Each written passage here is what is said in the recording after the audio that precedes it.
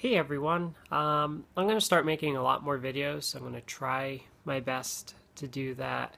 One video that I feel that needs to be made is discussing video games being released broken. Um, I made a video a while back about something of this sort, but it seems like it's becoming more of a problem. And I mean, you look at Master Chief Collection, for instance, it requires a 20 gig download because they couldn't fit it all on the disc, whatever they say. But even after you download all this and you do the installation, um, the game is broken. The multiplayer does not work. This may or may not be a server issue, but I'd be pissed. As a consumer, when you're plopping down $60, there's an expectation that these games would work. And the problem is that Ubisoft, EA, Activision, these companies are pushing very ridiculous deadlines for these games. A game should take more than a year to develop. But unfortunately, they feel that they could just throw money at the problem and just say, hey, we need this done by November. We promised November back in May, so therefore we need to stick to that. And I don't think that it works. And what you end up with is you get yearly releases, and people are like, okay, let's play this new Assassin's Creed. Oh, great. Assassin's Creed runs like molasses on these consoles unless you turn them offline. Yeah, something like that. But then you have Battlefield 4, which was a complete pile of crap because it was broken. It was broken from the beginning, and it took a very long time for them to even get it remotely playable. I remember when they had the beta, and I played the beta, and I was like, wow, this is actually like alpha quality. Textures weren't loading, and all sorts of other issues. Uh, but now you have Call of Duty Advanced Warfare. Activision is pulling down YouTube videos of people showing glitches. And it's not even like they're showing off, oh, here's how to cheat. They're just pulling videos that show glitching.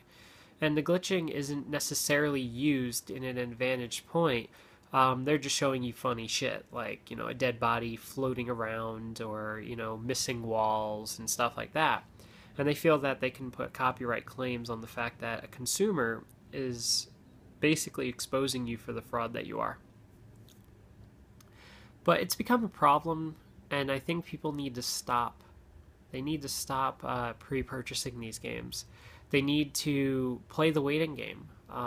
Because I've been burned in the past. What kind of inspired me to make this video was one of my videos about Modern Warfare 3.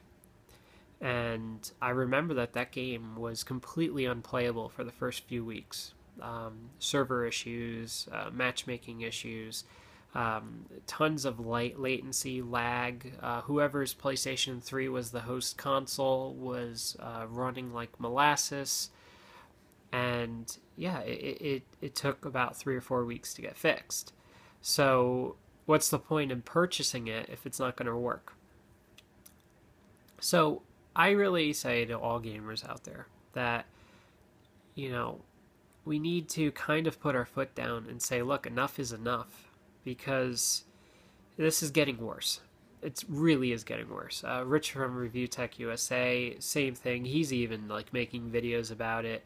GameSpot is making videos about it, and it's because it's becoming way too prevalent. And it's not like a simple glitch, that, like, for instance, Zelda Skyward Sword, that there was a game-breaking glitch that if you went in a specific order, it would crash out.